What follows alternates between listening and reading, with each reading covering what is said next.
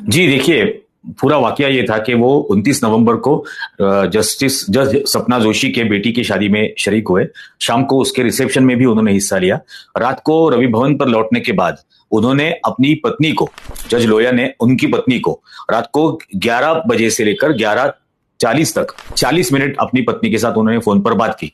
तब वो बिल्कुल अच्छे थे, घर वालों की उन्होंने पूछताछ की वगैरह वगैरह। जज लोया की बैकग्राउंड ये है कि वो 48 साल उनकी उम्र थी। उनकी जिंदगी के 28 साल, 28 से लेकर 30 साल वो रेगुलर टेबल टेनिस खेला करते थे। वो स्पोर्ट्समैन थे। उनको मतलब वो टी टोटलर थे। मतलब उनको शराब या टोबैको या सिगरेट किसी की भी चीज की उनको आदत नहीं थी।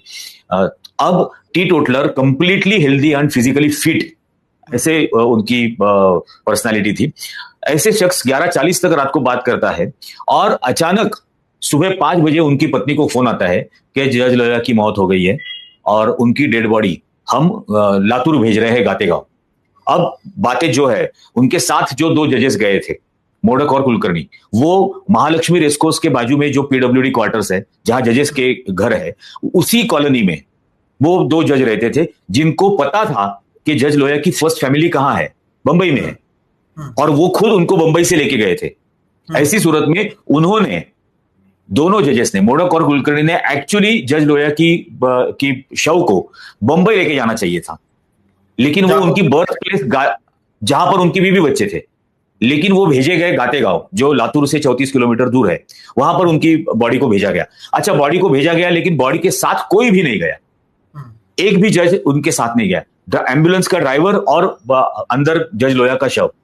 अब साथ में जाना, इतनी तो मतलब इंसानियत होनी चाहिए थी, जिनको आप साथ नागपुर लेके गए, उनके उस आखिरी सफर में आप उनका साथ देने के लिए तैयार नहीं हो, अकेली लाश को भेज दिया उनके। फिर उनकी दूसरी बेटी जो सरिता बांदना उस वक्त लातूर में थी, उनको भी इसी तरह से सुबह फोन आया था कि 5 बजे कि ऐसा ऐसा उनका देहांत हो गया है। तो वो तुरंत वहां से निकल पड़े नागपुर जाने के लिए, लातूर से 6-6:30 बजे तक। जब मतलब क्योंकि उनके पिताजी एक अस्पताल में उनके भांजे के साथ, भांजा एडमिट था, तो भांजे के साथ रुके हुए थे। उनका पोता, मतलब जज लोया का भांजा, लेकिन उनका हरकिशन लोया का पोता, तो उसके साथ रात में रुके थे अस्पताल में। तो वो पहले अस्पताल गए पिताजी को लेने के लिए, पिताजी को लिया, पिताजी को लेकर अस्पताल से नीचे उतरे, गाड़ी में बैठ रहे थे, जब वहां पर एक शख्स आता है, और बियानी नाम का, और वो सॉरी उनका नाम अलग है, वो आते हैं वहां पे, और वो उनको कहते हैं कि मैंने पूरा इंतजाम कर दिया है, उन पोस्टमार्टम हो गया है, और अभी बॉडी नागपुर से भेज दी गई है लातूर के लिए, तो आप मेरे साथ चलिए, नागपुर जाने की आपको कोई जरूरत नहीं है। अब ये शख्स कौन है जो उनको कह रहा था कि रात भर मैं उनके साथ, डॉक्टरों के साथ संपर्क में हूं? क्यों डॉक्टर उस आदमी के साथ संपर्क में थे? वो ना तो रिश्तेदार था उनका, ना कोई था। एक अनजान आदमी के साथ ये लोग कांटेक्ट में रहते हैं, और वो इनको लेके जाता है। फिर रात को जब बॉडी पहुंचती है 11-11:30 बजे, जब उनकी बॉडी वहां पर पहुंची गातेगांव में, तो बहुत भीड़ इकट्ठी हुई थी, वहां बहुत सारे लोग आए थे। गांव में किसी भी मीडिया वाले को अंदर आने नहीं दिया। अनुराधा बियानी जो उनकी बहन थी, जो खुद डॉक्टर थी, उन्होंने देखा कि जज लोया की सिर के पीछे जख्म है और वहां खून लगा हुआ था।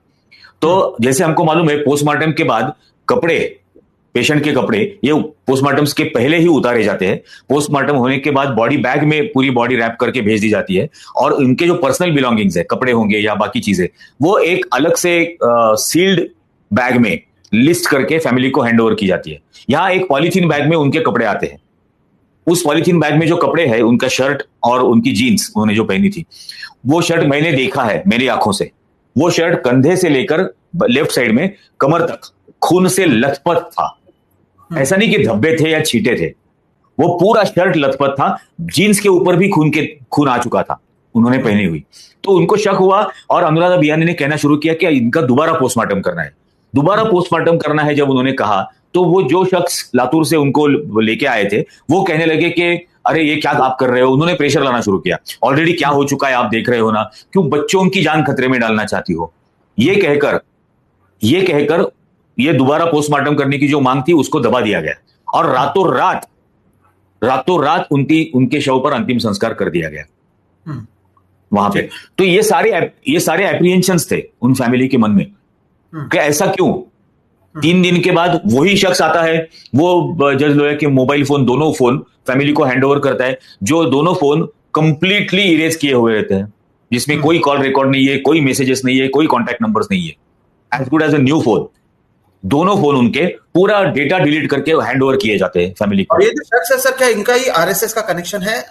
अगर मुझे आपकी रिपोर्ट सही से याद है तो, जिस शख्स ने नागपुर जाने से रोका था, जिन्होंने कहा था कि मेरे पास जानकारी, हालांकि उन्हें कैसे जानकारी पहुंची कि जज लोया की डेथ हुई है ये पता नहीं, और जिन्होंने बाद में मोबाइल फोन लाकर दिया, ये क्या आरएसएस से जुड़े हुए थे? इसे आप कंफर्म करते हैं?